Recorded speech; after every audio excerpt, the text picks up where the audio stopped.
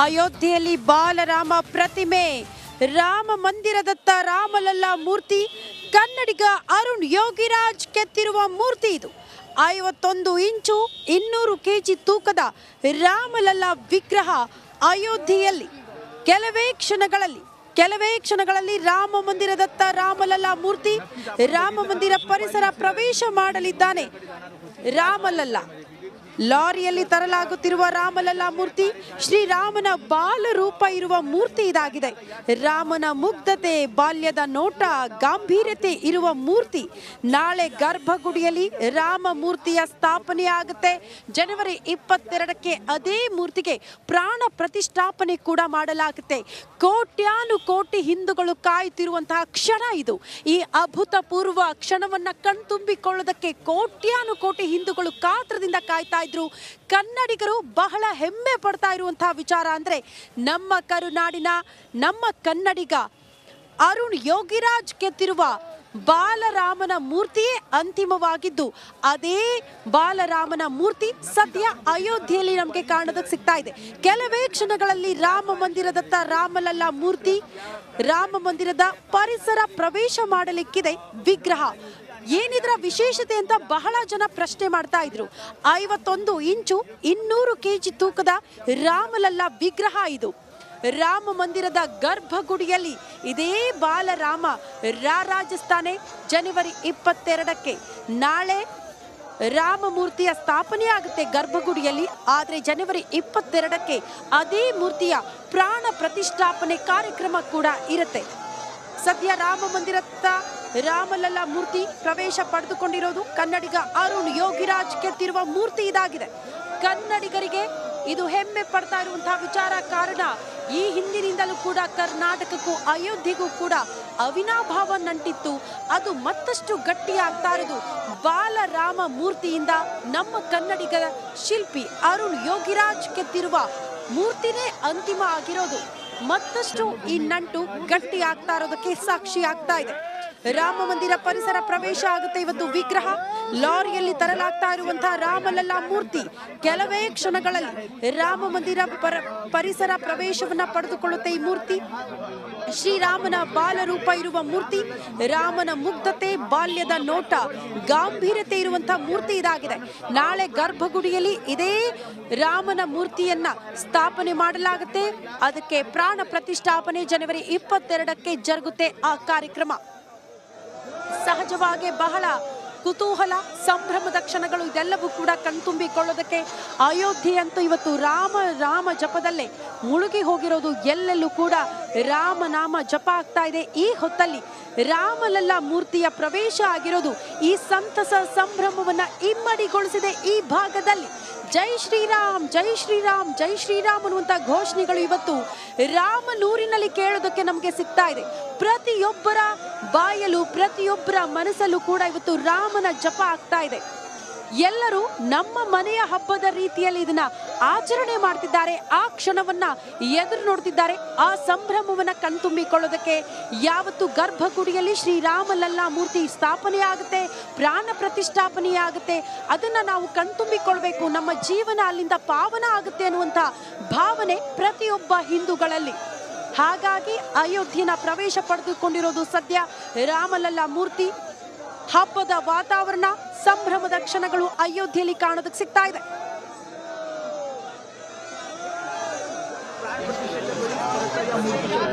आपल्याला पाहायला मिळेल की 22 जानेवारीला आणि त्यामुळे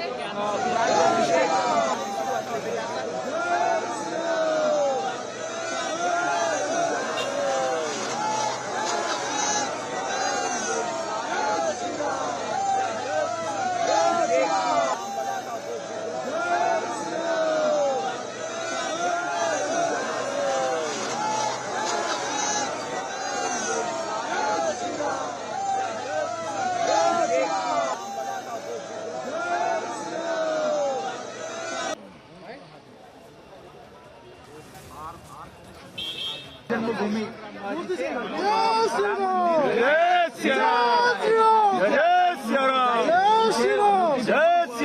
आणि त्या त्यानंतर ज्या पुढच्या विधी आहेत त्या विधी सुद्धा पुढच्या 4 दिवस आपल्याला पाहायला मिळणार आहेत आणि हा ट्रक आपण बघतोय ज्यामध्ये रामलल्लाची मूर्ती आहे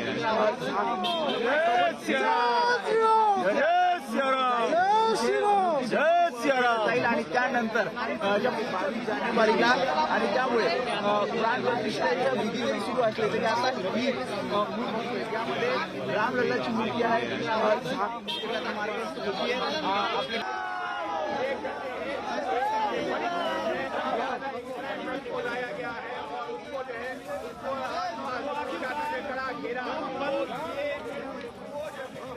याच विवेक सृष्टी या कार्यशाळेतून पुढे आता मार्ग ಸಹಜವಾಗಿ ಅಯೋಧ್ಯೆಯಲ್ಲಿ ಬಾಲರಾಮ ಪ್ರತಿಮೆ ಸ್ಥಾಪನೆ ಆಗೋದು, ಪ್ರಾಣ ಪ್ರತಿಷ್ಠಾಪನೆ ಆಗೋದು ಈ ಕ್ಷಣಕ್ಕಾಗಿ ಕೋಟ್ಯಾನುಕೋಟಿ ಹಿಂದೂಗಳು ಕಾತ್ರದಿಂದ ಕಾಯ್ತಾ ಇರುವಂತಹ ಕ್ಷಣ.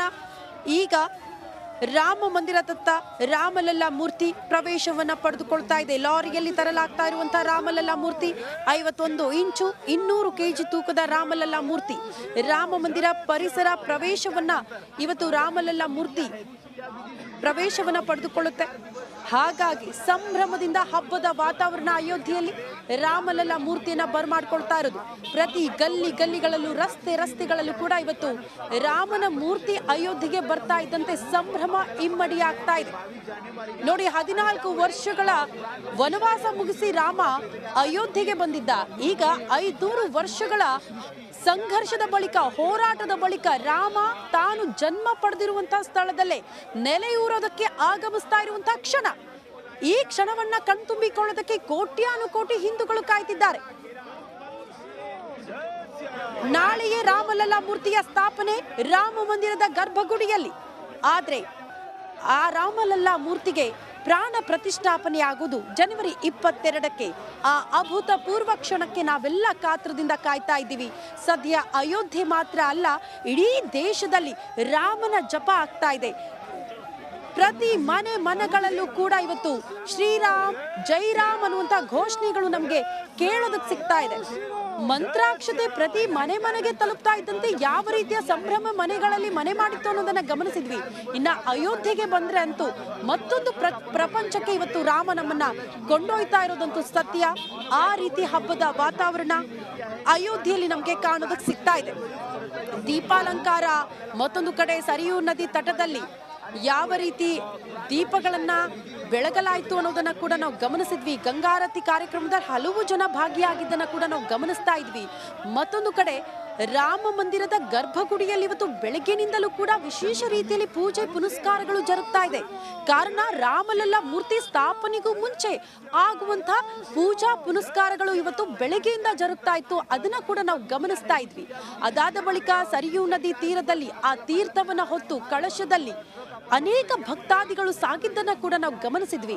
ಈಗ ಅಯೋಧ್ಯೆಯತ್ತ ರಾಮಲಲ್ಲಾ ಮೂರ್ತಿ, ರಾಮನೂರಿನ ಜನ ಈ ಕ್ಷಣಕ್ಕಾಗಿ ಕಾಯ್ತಾ ಇದ್ರು. ಆ ಕ್ಷಣ ಹತ್ತಿರ ಬಂದಿದೆ. ಹಾಗಾಗಿ ರಾಮಲಲ್ಲಾ ಮೂರ್ತಿಯನ್ನ ಬಹಳ ಸಂಭ್ರಮದಿಂದ ಸಡಗರದಿಂದ ಬರ್ಮಾಡ್ಕೊಳ್ತಾ ಇದ್ದಾರೆ. ಪ್ರತಿ ಗಲ್ಲಿಗಳಲ್ಲೂ ರಸ್ತೆಯಲ್ಲೂ ಇವತ್ತು ಜನ ಇಕ್ಕೆಲಗಳಲ್ಲಿ ತುಂಬಿ ನಿಂತಿದ್ದಾರೆ ರಾಮಲಲ್ಲಾ ಮೂರ್ತಿ ನೋಡೋದಕ್ಕೆ. ಆದ್ರೆ ರಾಮಲಲ್ಲಾ ಮೂರ್ತಿಯ ಕಣ್ಣಿಗೆ ಬಟ್ಟೆ ಕಟ್ಟಿ ಅದನ್ನ ಅಯೋಧ್ಯೆಗೆ ಮೂರ್ತಿಯನ್ನ ಕರೆತರ್ತಾ ಇರೋದನ್ನ ಕೂಡ ನಾವು ಗಮನಿಸಬೇಕಾಗತ್ತೆ. ನಾಳೆಯೇ ರಾಮ ಮಂದಿರದ ಗರ್ಭಗುಡಿಯಲ್ಲಿ ಬಾಲರಾಮ ಮೂರ್ತಿ ನಮಗೆ ಕಾಣೋದಕ್ಕೆ ಸಿಗುತ್ತೆ. ಅಂದ್ರೆ ಸ್ಥಾಪನೆ ಆಗೋದು. ಆದ್ರೆ ಪ್ರಾಣ ಪ್ರತಿಷ್ಠಾಪನೆ, ಅದಕ್ಕೊಂದು ಜೀವ ಬರುತ್ತೆ ಅಂತ ಹೇಳ್ತೀವಲ್ಲ, ಅದಾಗೋದು ಜನವರಿ 22ಕ್ಕೆ. ಆ ಕ್ಷಣಕ್ಕೆ ನಾವೆಲ್ಲ ಕಾಯ್ತಾ ಇರೋದು. 500 ವರ್ಷಗಳ ಹೋರಾಟ, ಕೋಟ್ಯಾನುಕೋಟಿ ಹಿಂದೂಗಳ ಕನಸು ನನಸಾಗ್ತಾ ಇರುವಂತಹ ಸುದಿನ. ಜೀವನದಲ್ಲಿ ಇದಕ್ಕಿಂತ ಪುಣ್ಯ ಭಾಗ್ಯ ಯಾವುದಿದೆ ಅಂತ ಅನೇಕ ಭಾರತೀಯರು, ಹಿಂದೂಗಳು ಮಾತನಾಡಿದ್ದನ್ನ ಕೂಡ ನಾವು ಗಮನಿಸಿದ್ವಿ. ಅನೇಕರು ದೇಶದ ಮೂಲೆಯಿಂದಲೂ ಕೂಡ ಇವತ್ತು ಅಯೋಧ್ಯೆಗೆ ಬಂದಿರೋದು. ಈ ಕಾರ್ಯಕ್ರಮಕ್ಕೆ ನಾವು ಸಾಕ್ಷಿ ಆಗಬೇಕು. ಎಲ್ಲೋ ಇದ್ದು ನೋಡ್ತೀವ, ಆದ್ರೆ ಅಯೋಧ್ಯೆಗೆ ಕಾಲಿಟ್ವಿ ಅನ್ನೋದಿದೆಯಲ್ಲ, ಅದು ನಮ್ಮ ಜೀವನಕ್ಕೆ ಪುಣ್ಯ ಸ್ಪರ್ಶ. 22ರ ಬಳಿಕ ಬರಬಹುದು ಅಯೋಧ್ಯೆಗೆ, ಆದ್ರೆ 22ಕ್ಕೆ ಪ್ರಾಣ ಪ್ರತಿಷ್ಠಾಪನೆ ಆಗುತ್ತಲ್ಲ, ಆ ಕಾರ್ಯಕ್ರಮಕ್ಕೆ ನಾವು ಸಾಕ್ಷಿ ಆಗಬೇಕು. ದೂರಿನಿಂದ ನಾವು ನೋಡಿ ಕಣ್ತುಂಬಿಕೊಳ್ಬೇಕು ಆ ಕ್ಷಣಗಳನ್ನ ಅಂತ ಅನೇಕ ಜನ ದೇಶದ ಮೂಲೆಯಿಂದಲೂ ಕೂಡ ಆಗಮಿಸ್ತಿದ್ದಾರೆ. ಬಟ್ ಅದೆಲ್ಲದಕ್ಕೂ ಮುನ್ನ ಇವತ್ತು ರಾಮಲಲ್ಲಾ ಮೂರ್ತಿ, ಎಷ್ಟೋ ಜನ ಕಾತ್ರದಿಂದ ಕಾಯ್ತಾ ಇದ್ರು. ರಾಮಲಲ್ಲಾ ಮೂರ್ತಿ ಹೇಗಿರಬಹುದಪ್ಪ, ರಾಮ ಇಲ್ಲೇ ಓಡಾಡಿರಬಹುದಾ, ರಾಮನೂರಿಗೆ ಬಂದಾಗ ಅಂತ ಅನ್ಸುತ್ತೆ. ಯಾವುದೇ ರಸ್ತೆಗೆ ಕಾಲಿಟ್ರೆ ರಾಮ ಇಲ್ಲೇ ಓಡಾಡಿದ್ದೇನೋ, ಇಲ್ಲೇ ಆತನ ಹೆಜ್ಜೆ ಗುರುತಿತ್ತೇನೋ, ರಾಮ ಇಲ್ಲೇ ಜನಿಸಿರೋದ್ರಿಂದ ಆತನ ಹೆಜ್ಜೆ ಗುರುತುಗಳು, ಆತನ ಇತಿಹಾಸ ತಿಳಿಯೋದಕ್ಕೆ ಅನೇಕ ಜನ ಬಹಳ ಕಾತುರದಿಂದ ಕಾಯ್ತಾ ಇದ್ರು. ಹಾಗಾಗಿ ಆ ರೀತಿಯ ಹಬ್ಬದ ವಾತಾವರಣ ಇವತ್ತು ರಾಮನೂರಿನಲ್ಲಿ ನಮಗೆ ಕಾಣೋದಕ್ಕೆ ಸಿಗ್ತಾ ಇದೆ. ರಾಮ ಮೂರ್ತಿ ಈಗ ಅಯೋಧ್ಯೆಗೆ ಪ್ರವೇಶ ಪಡೆದುಕೊಂಡಿರೋದ್ರಿಂದ ಈ ಸಂಭ್ರಮ, ಸಡಗರ, ಕುತೂಹಲ ಮತ್ತಷ್ಟು ಇಮ್ಮಡಿಯಾಗ್ತಾ ಇದೆ.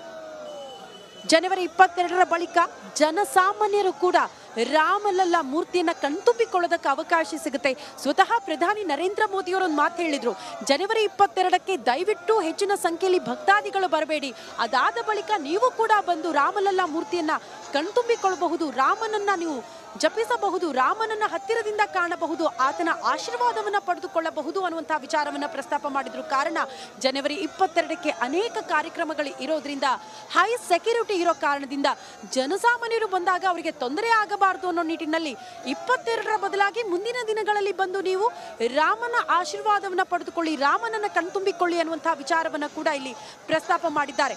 ಇನ್ನೊಂದು ವಿಚಾರ ನಾವು ಗಮನಿಸಬೇಕು, ಅಯೋಧ್ಯೆಯಲ್ಲಿ ರಾಮ ಮಂದಿರ ಉದ್ಘಾಟನೆಗೆ ಸಿದ್ಧತೆಗಳು, ಗರ್ಭಗುಡಿಯಲ್ಲಿ ರಾಮಲಲ್ಲಾ ಮೂರ್ತಿ ಪ್ರತಿಷ್ಠಾಪನೆ ಆಗುತ್ತೆ ಅನ್ನೋದು ಎಲ್ಲರಿಗೂ ಹೆಮ್ಮೆಯ ಸಂಗತಿ. ಆದ್ರೆ ಅಯೋಧ್ಯೆಗೆ ಕಾಲಿಟ್ಟಾಗ, ಈ ಹಿಂದೆ ಅಯೋಧ್ಯೆಗೆ ಬಂದವರು, ಈಗ ಅಯೋಧ್ಯೆಗೆ ಬಂದವರು ಅದನ್ನ ಗಮನಿಸಿ ಬಿಟ್ಟರೆ ವ್ಯತ್ಯಾಸವನ್ನ, ಇದೇನಾ ಅಯೋಧ್ಯೆ, ಇದೇನಾ ರಾಮನೂರು ಅನ್ನೋ ರೀತಿಯಲ್ಲಿ ಬದಲಾವಣೆಗಳು ನಮಗೆ ಕಾಣೋದಕ್ಕೆ ಸಿಗುತ್ತೆ. ಅಷ್ಟೊಂದು ಅಭಿವೃದ್ಧಿಯ ಪರ್ವ ಇಲ್ಲಿ ಪ್ರಾರಂಭ ಆಗಿದೆ.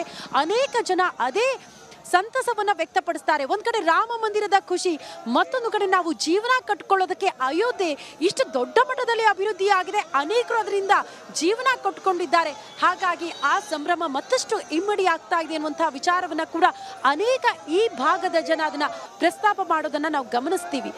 ಅನೇಕ ಜನ ಮತ್ತೊಂದು ವಿಚಾರ ಹೇಳೋದು, ರಾಮ ಮಂದಿರ ಆಗಬೇಕು ಅಂತ ಜನಸಾಮಾನ್ಯರು ಕೆಲವರು ಹೋರಾಡಿರಬಹುದು, ಆದ್ರೆ ಅಯೋಧ್ಯೆಯಲ್ಲಿ ಅಭಿವೃದ್ಧಿ ಆಗಬೇಕಾಗಿತ್ತು ಅಂದ್ರೆ ಅದು ಪ್ರಧಾನಿ ನರೇಂದ್ರ ಮೋದಿಯವರು, ಯೋಗಿ ಆದಿತ್ಯನಾಥ್ ಅವರು ಸಿಎಂ ಅವರಿಂದಲೇ ಇದು ಎಲ್ಲವೂ ಕೂಡ ಸಾಧ್ಯ ಆಗಿದೆ ಅನ್ನುವಂತಹ ವಿಚಾರವನ್ನ ಈ ಭಾಗದ ಜನ ಬಹಳ ಸಂತಸದಿಂದ, ಹೆಮ್ಮೆಯಿಂದ ಹೇಳ್ಕೊಳ್ತಾರೆ. ಸಹಜವಾಗಿ ಬೆಂಗಳೂರಿನಿಂದ ಇವತ್ತು ಅನೇಕ ಜನ ಮೊದಲ ವಿಮಾನದ ಮೂಲಕ ಅಯೋಧ್ಯೆಗೆ ನೇರವಾಗಿ ತಲುಪಿದ್ದು ಕೂಡ ಬಹಳ ಸಂತಸವನ್ನ ವ್ಯಕ್ತಪಡಿಸ್ತಾ ಇದ್ರು. ನೋಡಿ, ಮೊದಲು ಲಕ್ನೋಗೆ ಬರ್ತಾ ಇದ್ವಿ, ಆ ನಂತರ ಅಯೋಧ್ಯೆಗೆ ಬರ್ಬೇಕಾಗಿತ್ತು, ಈಗ ಮೊದಲ ಫ್ಲೈಟ್ ಅಲ್ಲಿ ನಾವು ಬೆಂಗಳೂರಿನಿಂದ ನೇರವಾಗಿ ಅಯೋಧ್ಯೆಗೆ ಬರುವಂತಹ ಸೌಭಾಗ್ಯ, ಎಲ್ಲಾ ರೀತಿಯ ವಿಶೇಷ ವ್ಯವಸ್ಥೆಗಳಾಗ್ತಾ ಇರೋದ್ರಿಂದ ರಾಮನನ್ನ ಕಣ್ತುಂಬಿಕೊಳ್ಳೋದಕ್ಕೆ, ರಾಮನನ್ನ ತಲುಪೋದಕ್ಕೆ, ಆತನ ಆಶೀರ್ವಾದ ಪಡೆದುಕೊಳ್ಳೋದಕ್ಕೆ ಎಲ್ಲವೂ ಕೂಡ ಸುಲಭ ಆಗ್ತಾ ಇದೆ ಎನ್ನುವಂತಹ ವಿಚಾರವನ್ನ ಕೂಡ ಪ್ರಸ್ತಾಪ ಮಾಡ್ತಾ ಇದ್ರು. ಅಯೋಧ್ಯೆಗೆ ಬಂದಾಗ ಒಂದು ಪ್ರಶ್ನೆ ಇತ್ತು, ವಿಐಪಿಗಳಿಗೆ ಜನಸಾಮಾನ್ಯರಿಗೆ ಈ ರೀತಿ ಭೇದ ಭಾವ ಇರುತ್ತಾ, ನಾವು ನೇರವಾಗಿ ರಾಮ ಮಂದಿರಕ್ಕೆ ಹೋಗಿ ರಾಮನನ್ನ ಕಣ್ತುಂಬಿಕೊಳ್ಳಬಹುದಾ ಅಂತ ಅನೇಕರು ಪ್ರಶ್ನೆ ಮಾಡ್ತಾ ಇದ್ದಾರೆ. ಆದ್ರೆ ಎಲ್ಲರಿಗೂ ಕೂಡ ಅಷ್ಟೇ ಸರಿಯಾದ ವ್ಯವಸ್ಥೆಯನ್ನ 3 ಪಥಗಳಲ್ಲಿ ಯಾರೇ ಬಂದ್ರೂ ಕೂಡ ಸರಿಯಾಗಿ ರಾಮನೂರನ್ನ ತಲುಪಿ ರಾಮ ಮಂದಿರಕ್ಕೆ ಹೋಗಿ ರಾಮನ ದರ್ಶನ ಪಡೆಯೋದಕ್ಕೆ ಅಷ್ಟೇ ಸುಸಜ್ಜಿತವಾದ ವ್ಯವಸ್ಥೆಯನ್ನ ಅಯೋಧ್ಯೆಯಲ್ಲಿ ಕಲ್ಪಿಸಲಾಗಿದೆ. ಬರುವಂತಹ ಯಾವ ಭಕ್ತಾದಿಗಳಿಗೂ ಕೂಡ ಇಲ್ಲಿ ಸಮಸ್ಯೆ ಆಗಬಾರದು, ರಾಮನೂರಿಗೆ ಬರುವಂತಹ ಭಕ್ತರು ಆರಾಮಾಗಿ ಬಂದು ರಾಮನ ಆಶೀರ್ವಾದ ಪಡೆದುಕೊಳ್ಬೇಕು ಅನ್ನೋ ನಿಟ್ಟಿನಲ್ಲಿ ಎಲ್ಲಾ ರೀತಿಯ ವ್ಯವಸ್ಥೆಯನ್ನ ಕಲ್ಪಿಸಲಾಗಿದೆ. ಒಂದು ಕೂಗು ಈ ಸಂದರ್ಭದಲ್ಲಿ, ಯಾರೇ ರಾಮ ಮಂದಿರ ಉದ್ಘಾಟನೆಯ ಸಂದರ್ಭದಲ್ಲಿ ರಾಜಕೀಯ ಮಾಡ್ತಿದ್ದಾರಲ್ಲ ಅವರಿಗೆ ಪ್ರತಿಯೊಬ್ಬರು ಹೇಳ್ತಾ ಇರೋದು, ಜಾತ್ಯತೀತವಾಗಿ ಮತ್ತೊಂದು ವಿಚಾರ, ರಾಜಕೀಯ ಪಕ್ಷಗಳನ್ನ ಆಚೆ ಇಟ್ಟು ರಾಮನ ಜಪವನ್ನ ಮಾಡಿ ರಾಮ ಮಂದಿರಕ್ಕಾಗಿ ನಾವೆಲ್ಲ ಒಗ್ಗೂಡಿ ಧ್ವನಿಗೂಡಿಸಿ ಅದನ್ನ ಉಳಿಸಿ ಬೆಳೆಸುವ ಪ್ರಯತ್ನ ಪ್ರತಿಯೊಬ್ಬರಿಂದ ಆಗಬೇಕು ಅನ್ನುವಂತಹ ವಿಚಾರ. ಬರೀ ರಾಮ ಮಂದಿರ ಆದ್ರೆ ಸಾಕಾಗಲ್ಲ, ರಾಮ ರಾಜ್ಯ ಆಗಬೇಕು. ರಾಮ ರಾಜ್ಯ ಆಗುವಲ್ಲಿ ನಮ್ಮ ಶ್ರಮ ಕೂಡ ಅಷ್ಟೇ ಇರಬೇಕು. ರಾಮನ ಒಂದಷ್ಟು ವಿಚಾರಧಾರೆಗಳನ್ನ ಪ್ರತಿಯೊಬ್ಬರು ಅಳವಡಿಸಬೇಕು ಅನ್ನುವಂತಹ ವಿಚಾರಗಳು ಕೂಡ ಈಗ ಪ್ರಸ್ತಾಪ ಆಗ್ತಾ ಇದೆ. ಕೆಲವೇ ಕ್ಷಣಗಳಲ್ಲಿ ರಾಮ ಮಂದಿರದ ಪರಿಸರ ಆವರಣಕ್ಕೆ ರಾಮಲಲ್ಲಾ ಮೂರ್ತಿಯ ಪ್ರವೇಶ ಆಗುತ್ತೆ. ಆ ಕ್ಷಣಕ್ಕಾಗಿ ಜನ ಕಾತರದಿಂದ ಕಾಯ್ತಾ ಇದ್ದಾರೆ. ಗಲ್ಲಿಗಳಲ್ಲೂ ಜನ ನಿಂತಿದ್ರು ನಾವು ಗಮನಿಸ್ತಾ ಇದ್ವಿ. ಇನ್ನೇನು ಕೆಲವೇ ಕ್ಷಣಗಳಲ್ಲಿ ರಾಮ ಮಂದಿರದ ಪರಿಸರ ಆವರಣಕ್ಕೆ ರಾಮಲಲ್ಲಾ ಮೂರ್ತಿಯ ಪ್ರವೇಶ ಆಗುತ್ತೆ. ನಾಳೆ ರಾಮಲಲ್ಲಾ ಮೂರ್ತಿಯ ಸ್ಥಾಪನೆ ಕೂಡ ಆಗುತ್ತೆ. ಜನವರಿ 22ಕ್ಕೆ ರಾಮಲಲ್ಲಾ ಮೂರ್ತಿಯ ಪ್ರಾಣ ಪ್ರತಿಷ್ಠಾಪನೆ ಕಾರ್ಯಕ್ರಮ ಕೂಡ ಆಗುತ್ತೆ. ಅಲ್ಲಿಗೆ ರಾಮ ಹುಟ್ಟಿರುವ ಸ್ಥಳದಲ್ಲೇ ರಾಮ ಇನ್ನು ಅಲ್ಲೇ ನೆಲೆ ಊರ್ತಾ ಇರೋದ್ರಿಂದ ಸಹಜವಾಗಿ ಸಂಭ್ರಮ ಈ ಭಾಗದಲ್ಲಿ ಇಮ್ಮಡಿಯಾಗ್ತಾ ಇರೋದನ್ನ ನಾವು ಗಮನಿಸ್ತಾ ಇದ್ದೀವಿ. ಅಯೋಧ್ಯೆಯಲ್ಲಿ ನಾವು ಎತ್ತ ಕಣ್ಣು ಹಾಯಿಸಿದ್ರು ಕೂಡ ದೀಪಾಲಂಕಾರಗಳು, 2 ಕಣ್ಣುಗಳು ಸಾಲದು ಈ ಸಂಭ್ರಮವನ್ನ ಕಣ್ತುಂಬಿಕೊಳ್ಳೋದಕ್ಕೆ ಅಂತ ಅನ್ಸುತ್ತೆ. ಪ್ರತಿಯೊಬ್ಬ ಹಿಂದೂಗಳು ಕೂಡ ಈ ಕ್ಷಣಕ್ಕೆ ಸಾಕ್ಷಿ ಆಗೋದಕ್ಕೆ ಕಾಯ್ತಾ ಇದ್ರು. ಅನೇಕರು ನಮ್ಮ ಕರ್ನಾಟಕದಿಂದ, ದೇಶದ ಮೂಲೆ ಮೂಲೆಯಿಂದಲೂ ಕೂಡ ಇವತ್ತು ಅಯೋಧ್ಯೆಯತ್ತ ಬಂದಿರೋದು ಈ ಸಂಭ್ರಮದ ಕ್ಷಣಗಳನ್ನ ಕಣ್ತುಂಬಿಕೊಳ್ಳೋದಕ್ಕೆ. ಜನವರಿ 22ಕ್ಕೆ ಕಾರ್ಯಕ್ರಮ ಇದ್ರೂ ಕೂಡ ಆ ಧಾರ್ಮಿಕ ವಿಧಿವಿಧಾನಗಳು, ಒಂದಷ್ಟು ಪೂಜಾ ಕೈಕರ್ಯಗಳು ನಿನ್ನೆಯಿಂದಲೇ ಪ್ರಾರಂಭ ಆಗಿರೋದನ್ನ ನಾವು ಗಮನಿಸ್ತಾ ಇದ್ವಿ. ಇವತ್ತು ಕೂಡ ಗರ್ಭಗುಡಿಯಲ್ಲಿ ಪೂಜೆ ಪುನಸ್ಕಾರಗಳು ನೆರವೇರಿದೆ. ಇನ್ನೇನು ಕೆಲವೇ ಕ್ಷಣಗಳಲ್ಲಿ ರಾಮಲಲ್ಲಾ ಮೂರ್ತಿ ದೇವಸ್ಥಾನದ ಆವರಣಕ್ಕೆ. ನಾಳೆ ರಾಮಲಲ್ಲಾ ಮೂರ್ತಿಯ ಸ್ಥಾಪನೆ ಗರ್ಭಗುಡಿಯಲ್ಲಿ. ಅರುಣ್ ಯೋಗಿರಾಜ್ ನಮ್ಮ ಕನ್ನಡಿಗರು ಅನ್ನೋದನ್ನ ಬಹಳ ಹೆಮ್ಮೆಯಿಂದ ಎದೆ ತಟ್ಟಿ ಹೇಳಬೇಕಾಗುತ್ತೆ ಈ ಸಂದರ್ಭದಲ್ಲಿ. ಕಾರಣ ಕರ್ನಾಟಕಕ್ಕೂ ಅಯೋಧ್ಯೆಗೂ ಇರುವಂತಹ ಅವಿನಾಭಾವ ನಂಟನ್ನ ಮತ್ತಷ್ಟು ಗಟ್ಟಿ ಮಾಡಿದ್ದಾರೆ ಶಿಲ್ಪಿ ಅರುಣ್ ಯೋಗಿರಾಜ್. ನಮ್ಮ ಕನ್ನಡಿಗರು, ಮೈಸೂರಿನ ಮೂಲದವರು ಅನ್ನೋದು ಬಹಳ ಹೆಮ್ಮೆಯ ವಿಚಾರ. ನೋಡಿ, ಮೂರ್ತಿಯನ್ನ ಕೂಡ ಅಧಿಕೃತಗೊಳಿಸೋದಕ್ಕೆ ಎಷ್ಟೊಂದು ಪರೀಕ್ಷೆಗಳು, 3 ಹಂತದಲ್ಲಿ ಪರೀಕ್ಷೆ ಆಗಿದೆ ಆ ಮೂರ್ತಿಯನ್ನ ಅಧಿಕೃತಗೊಳಿಸೋದಕ್ಕೆ, ಅಂತಿಮಗೊಳಿಸೋದಕ್ಕೆ. ಆ ಎಲ್ಲ ಪರೀಕ್ಷೆಗಳಲ್ಲೂ ಕೂಡ ಗೆದ್ದ ಬಳಿಕ ಅಧಿಕೃತವಾಗಿ ಅರುಣ್ ಯೋಗಿರಾಜ್ ಕೆತ್ತಿರುವ ಮೂರ್ತಿಯನ್ನೇ ಫೈನಲ್ ಮಾಡಿರೋದು, ರಾಮಲಲ್ಲಾ ಮೂರ್ತಿಯನ್ನೇ ಫೈನಲ್ ಮಾಡಿರೋದು ಕನ್ನಡಿಗರಿಗೆ ಹೆಮ್ಮೆಯ ವಿಚಾರ. ಬರೀ ಆ ಮೂರ್ತಿಯನ್ನ ತಯಾರು ಮಾಡಿರುವಂತಹ ಶಿಲ್ಪಿ ಮಾತ್ರ ಕರ್ನಾಟಕದವರಲ್ಲ, ಆ ಮೂರ್ತಿ ತಯಾರಾಗಿರುವಂತಹ ಕಲ್ಲು ಕೂಡ ನಮ್ಮ ಕರ್ನಾಟಕದ್ದು. ಮೈಸೂರಿನ ಹಾರೋಹಳ್ಳಿಯಲ್ಲಿ ಸಿಕ್ಕಿರುವಂಥ ಕಲ್ಲಿನಿಂದ ಸ್ಥಾಪನೆ ಆಗಿರುವಂಥ ರಾಮಲಲ್ಲಾ ಮೂರ್ತಿ ಅನ್ನೋದು ಈ ಸಂಭ್ರಮವನ್ನು ಮತ್ತಷ್ಟು ಇಮ್ಮಡಿಗೊಳಿಸ್ತಾ ಇದೆ. ಬರೋಬ್ಬರಿ 150ರಿಂದ 200 kg ತೂಕವಿರುವಂತಹ ಮೂರ್ತಿ ಇದು. ರಾಮನ ಬಾಲ್ಯದ ನೋಟವೇ ವಿಗ್ರಹದ ಸೌಂದರ್ಯ ನಾವು ಗಮನಿಸಬೇಕು. ನೋಡಿ, ಬಾಲರಾಮ ಆ ಮುಗ್ಧತೆ ಅದನ್ನ ಕಣ್ತುಂಬಿಕೊಳ್ಳಬೇಕಲ್ಲ, ಆ ಮುಗ್ಧತೆಯನ್ನ ನಾವು ಗಮನಿಸಬೇಕು ಅಂತ ಅನ್ಸುತ್ತೆ. ಬಾಲರಾಮ ಮೂರ್ತಿಯಲ್ಲಿ ಆಕರ್ಷಣೆ, ದೈವತ್ವದ ಕಳೆ ಇದೆ ಅನ್ನುವಂತಹ ವಿಚಾರ. 8 ಅಡಿ ಎತ್ತರದ ಚಿನ್ನ ಲೇಪಿತ ಸಿಂಹಾಸನದ ಮೇಲೆ ವಿರಾಜಮಾನವಾಗಲಿದ್ದಾನೆ ಬಾಲರಾಮ. ಅಮೃತಶಿಲೆಯ ಸಿಂಹಾಸನ 4 ಅಡಿ ಅಗಲ ಕೂಡ ಇರುತ್ತೆ ಅನ್ನುವಂತಹ ವಿಚಾರ. ಇದು ಬಾಲರಾಮ ಮೂರ್ತಿಯ ವಿಶೇಷತೆ. ಮತ್ತೊಂದು ಸರಿ ಬಾಲರಾಮನ ವಿಶೇಷತೆ ಏನು ಅಂತ ಬಹುತೇಕರಿಗೆ ಗೊತ್ತಿಲ್ಲ ಅಂದ್ರೆ ಅದನ್ನ ತಿಳಿಸುವ ಪ್ರಯತ್ನವನ್ನ ರಿಪಬ್ಲಿಕ್ ಕನ್ನಡ ಮಾಡ್ತಾ ಇದೆ. ಅಯೋಧ್ಯೆಯ ಬಾಲರಾಮ ಪ್ರತಿಮೆ 51 ಇಂಚು ಎತ್ತರವಿದೆ. ಬರೋಬ್ಬರಿ 150ರಿಂದ 200 kg ತೂಕವನ್ನ ಈ ಬಾಲರಾಮ ಮೂರ್ತಿ ಹೊಂದಿದೆ ಅನ್ನುವಂತಹ ವಿಚಾರ ಗಮನಿಸಬೇಕಾಗುತ್ತೆ. ರಾಮನ ಬಾಲ್ಯದ ನೋಟವೇ ವಿಗ್ರಹದ ಸೌಂದರ್ಯ.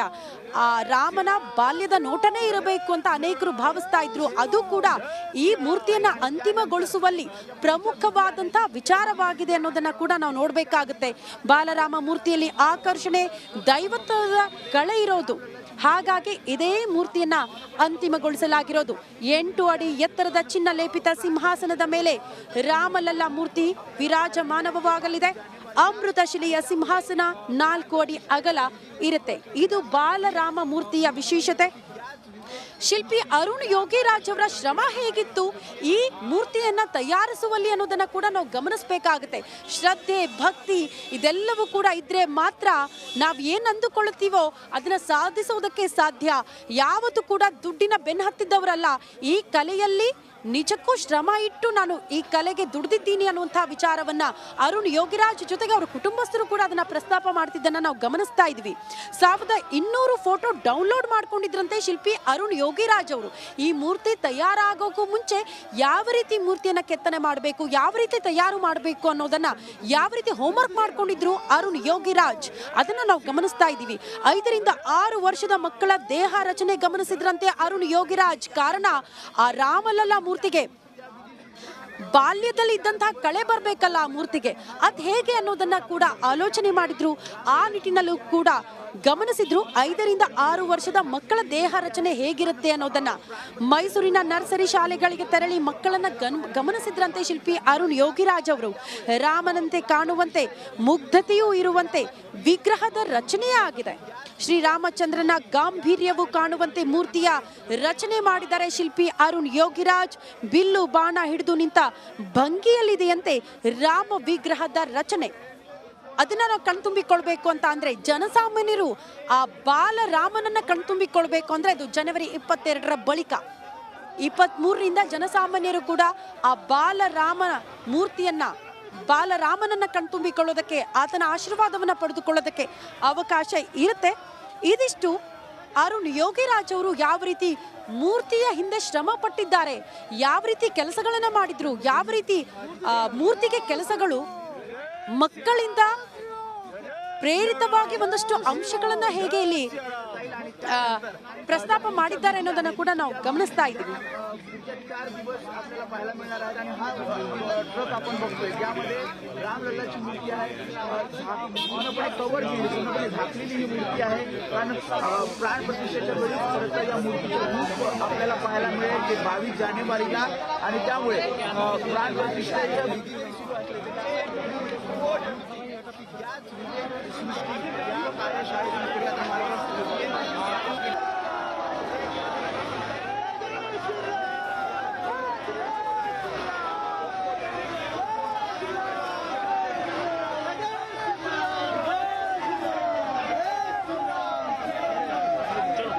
जन्मभूमी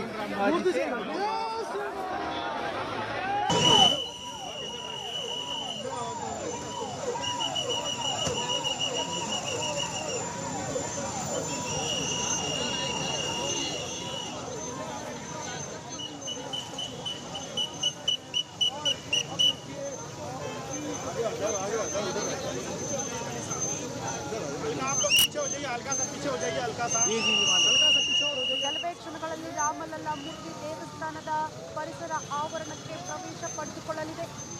ಅದ್ಭುತ ಕ್ಷಣ, ಸಂಪೂರ್ಣ ಕ್ಷಣಗಳು.